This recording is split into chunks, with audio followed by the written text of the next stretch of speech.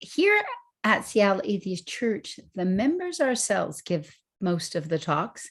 We have a planning meeting every quarter that's open to the whole community. If you're here, that means you, where we consider what we would like to, talks we'd like to give, talks we'd like to hear.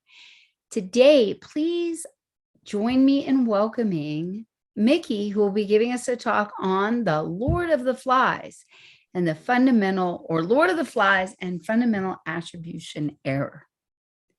Welcome.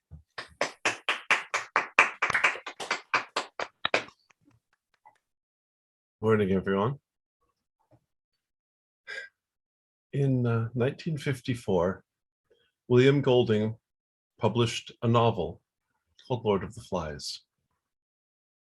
He wrote it in the shadows, in the immediate aftermath of World War II, at a time when everyone in the world was trying to make sense of what the Nazis had done, the atrocities that they had committed,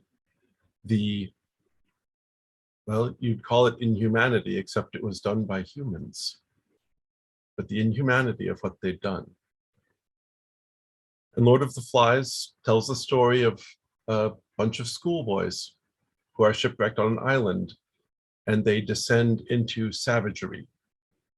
They fight over fire, they hurt each other, they kill each other. William Golding said, this is relevant actually, he said at a later point, "I have always understood the Nazis because I am of that sort by nature, and that it was partly out of that sad self-knowledge that he wrote Lord of the Flies." He wasn't the only person trying to explain cruelty and inhumanity and savagery between people. In 1960, Adolf Eichmann went on trial for war crimes in Jerusalem, an event chronicled by the author Hannah Arendt in the book Eichmann in Jerusalem. And in 1961, Stanley Milgram began his famous shock experiments, where he persuaded experimental subjects that if they pushed a certain button, they would be killing someone, and then told them to do it. And many of them did. And Phil Zimbardo, out at Stanford University, Professor Phil Zimbardo set up a mock prison called the Stanford Prison Experiment, where perfectly ordinary, typical college freshmen and sophomores were recruited and divided randomly into prisoners and guards and asked to play act being a prison for a couple of weeks, and degenerated into savagery with the guards bullying and abusing and threatening the prisoners and the prisoners cowering. And people looked at all of this and wove from it a consistent narrative where humans are fundamentally always on the verge of savagery, where we are helpless before the forces of authority commanding us to do evil, and yet without authority, we automatically degenerate into bestial cruelty. And a lot of people believed that story. A lot of people still believe that story. And the only problem is that story is false. That it isn't just lacking in nuance, although it certainly is that. A lot of it is completely, demonstrably not true. And as rationalists and empiricists and people who strive for ethical behavior, it is incumbent on us to confront and acknowledge the fact that that narrative isn't true, and also to look at why it's so appealing. Because you would think that people would react to those stories with shock and horror. How could that be true? There must be some mistake. Let's reinvestigate. Let's continue. Let's figure out what we could have gotten wrong about this. But instead, there was a vastly uncritical acceptance of Phil Zimbardo's Stanford Prison Experiment. And although people reviled Hannah Arendt for her thesis that Adolf Eichmann was not a monster, people desperately wished that the Milgram shock experiments weren't true, but they continued to spread the narrative that, well, that's just what happens to humans in the face of a immoral authority. They cave, they comply, they collaborate. There's a thing called the fundamental attribution error. And the fundamental attribution error, in essence, is that when we look at our own behavior, when we see ourselves do something good or virtuous, we say, this is because I am a virtuous person. I did this because I was a good person. And when we see ourselves do something ethically questionable or even flat out wrong, we go, well, yes, I yelled at the person who was bagging up my groceries, but that's just because I hadn't had breakfast yet and I was also late for work and also they were slow. Anyone would have yelled. But when we watch someone else do something good, we go, oh, that situation must have made it easy for them to be polite. Everyone was being polite that day. And when we look at other people do something bad, we go, that person must be a selfish, rude person with the way they cut in line in front of me. That other driver is so reckless. When I drive recklessly, it's because I'm really late for a really important job interview. But when she drives recklessly, that's because she is a careless person who doesn't give a damn about anyone's safety. That's the fundamental attribution error. And we make that error because it's really reassuring. We are good people, sometimes in bad situations, but we are good people. They are not so intrinsically good. They don't really have a reason for behaving badly. And the reason that the narratives that people spun from all of these sources, from the Milgram shock experiments, from the Stanford Prison Experiment, from the actions of Adolf Eichmann, and from the entirely fictional narrative of William Golding's. The reason that we find those so comforting, so appealing, even when they paint a picture of humanity that should shock and horrify us, is that they reinforce the fundamental attribution error. Well, maybe not Hannah Arendt. Saying that Adolf Eichmann was not a monster is kind of threatening. It says that, any of us would be monsters in that situation, but look how reassuring that is. Me? Could I be a commandant? Well, I mean, if I didn't have a choice and I was just following the law, and I suppose, if I did that, it would of course be a reasonable thing. The Milgram shock experiments don't show that people are intrinsically evil. They don't even show that people are intrinsically controlled by authority. They show that a significant percentage of us, 65% of the people in the study, would kill someone in another room simply because someone said, the experiment requires that you continue. You have no choice. You must go on. 65% of people will kill on command if they are given social pressure from someone wearing a lab coat. But the primary determining factor of which specific people are susceptible to this is not inner strength or virtue or their doctrines or how educated they are. It's whether or not they were raised by authoritarian parents. Gender even wasn't, we tend to culturally think of women as more gentle and men as more brutal. But actually, 65% of men would kill a stranger on command and 60% of women, just like that. But people who were raised by authoritarian parents were vastly more likely to kill on command than people who were not. The Stanford Prison Experiment is even more interesting. It doesn't prove that putting psychologically healthy young men into the play-acted roles of prisoners and guards will cause the guards to spontaneously act in horribly abusive ways, because the entire study was fraudulent.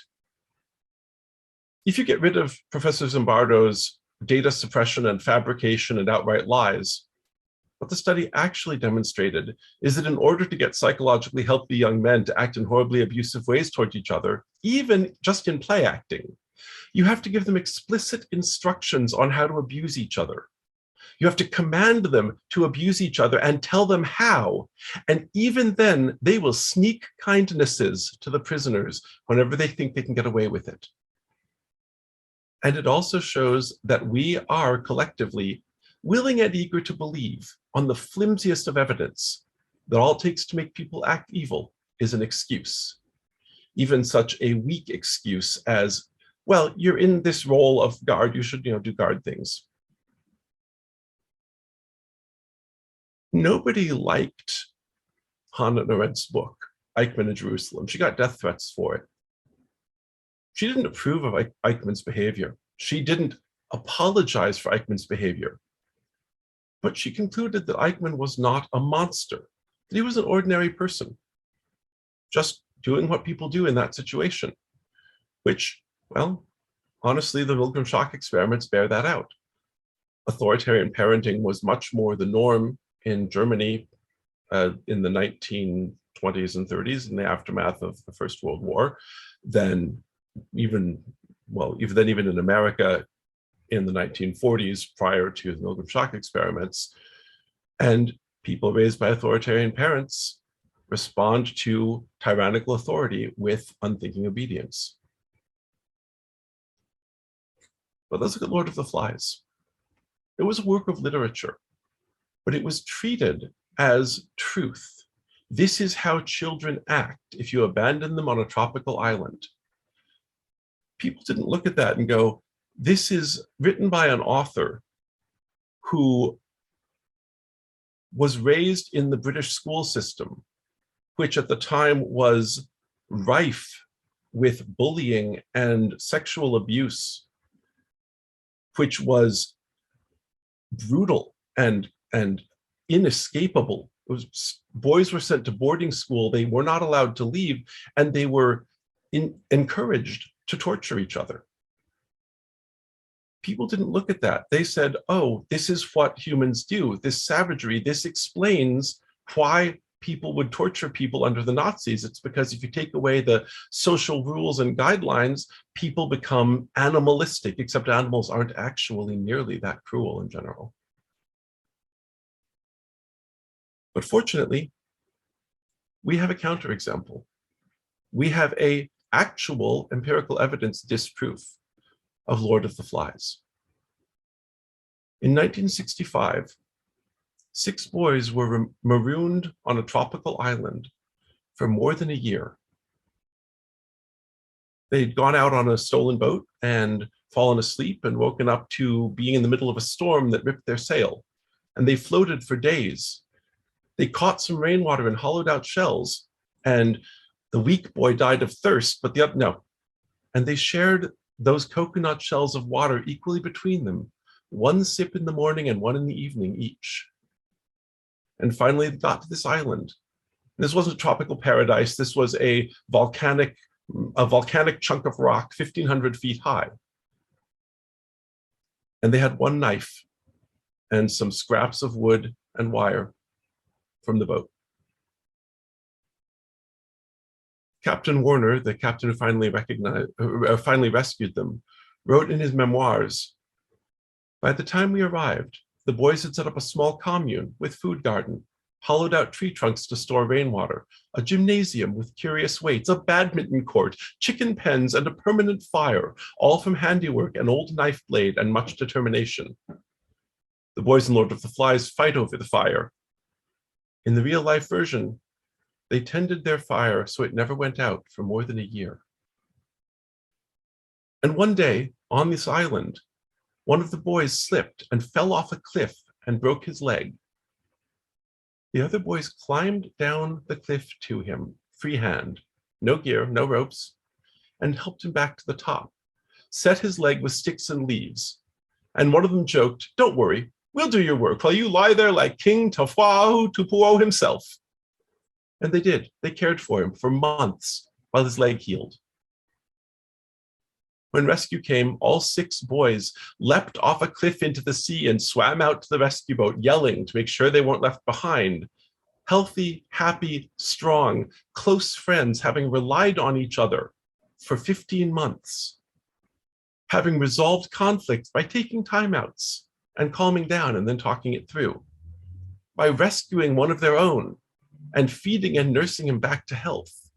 That is the truth of what people do when you abandon them with no control. Lord of the Flies is what happens when you were tortured as a child and you write a metaphor about it. And it's a metaphor not of what happens when people are left to be themselves, but of what happens when people in a broken system are trapped in inescapable hell and encouraged to hurt each other.